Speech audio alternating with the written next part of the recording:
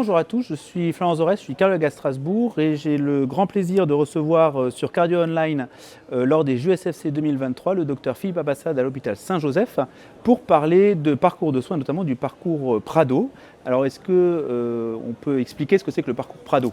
Bonjour Florian, oui, le parcours Prado, c'est un programme qui a été mis en place par la Sécurité sociale à partir de 2012, avec l'aide d'ailleurs scientifique de la Société française de cardiologie, et qui consiste à accompagner le patient qui a été hospitalisé ou qui vient d'être hospitalisé pour insuffisance cardiaque à domicile, de telle sorte que la transition des soins soit la plus harmonieuse, avec un minimum de perte d'information et surtout des prises de rendez-vous faites en amont par le coordinateur, notamment du médecin généraliste à J15, d'une infirmière libérale qui va passer toutes les semaines à partir de J7 et du cardiologue au moins au deuxième mois, correspondant ainsi aux recommandations de l'HAS.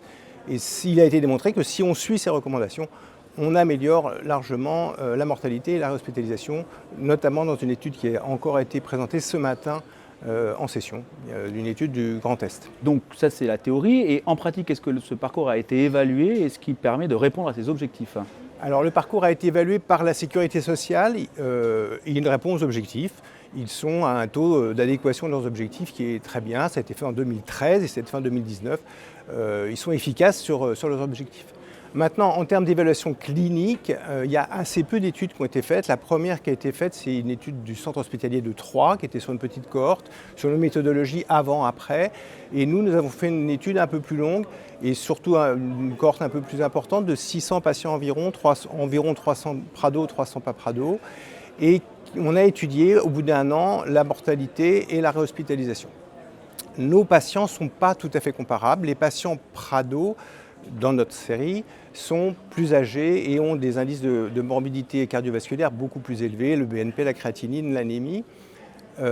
Malgré ça, les deux courbes de mortalité et de réhospitalisation sont comparables, ne se différencient pas. Donc c'est un petit peu le verre à moitié vide ou à moitié plein. Dans notre évaluation clinique, Prado est neutre, malgré le fait que nos patients soient quand même plus âgés et plus sévères. Alors si cette évaluation est neutre, est-ce qu'il y a d'autres études qui sont en cours qui permettraient d'avancer ? Est-ce qu'il y a des choses qui sont à changer pour améliorer les résultats ? Alors oui, il y a des études qui sont en cours qui correspondent plus au canon de la beauté scientifique. C'est des études prospectives randomisées. Il y a une étude notamment à Montpellier qui est en cours par le professeur Roubil. Il y a une autre étude dans la région parisienne qui évalue plusieurs autres systèmes de soins et qui sont aussi prospectives et randomisées. Donc on aura les résultats, j'espère bientôt. On aura donc des résultats robustes sur l'efficacité réelle de Prado. En ce qui nous concerne, nous, en tant qu'utilisateurs, parce que c'est quand même un outil qui est pratique, c'est vraiment, ça rend des services aux cardiologues hospitaliers, ça permet des sorties qu'on aurait à peine envisagées, on aurait plutôt envisagé du soin de suite si on n'avait pas eu Prado. En ce qui nous concerne, on pense qu'on pourrait avoir des améliorations, notamment Prado est un peu timide. Prado, c'est une visite hebdomadaire de l'infirmière. Entre les deux visites, il ne se passe rien. Et Prado repose sur le médecin généraliste. Et le médecin généraliste, on ne peut pas dire que l'insuffisance cardiaque soit sa grande passion. On le comprend d'ailleurs, les traitements sont de plus en plus complexes, les prises de décision sont difficiles à prendre seules.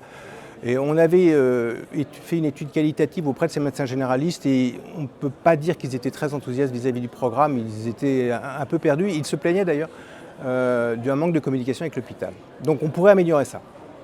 Eh bien, on va attendre les résultats des évaluations prospectives pour juger de la pertinence du programme. Et merci beaucoup pour toutes ces informations. Merci Florian.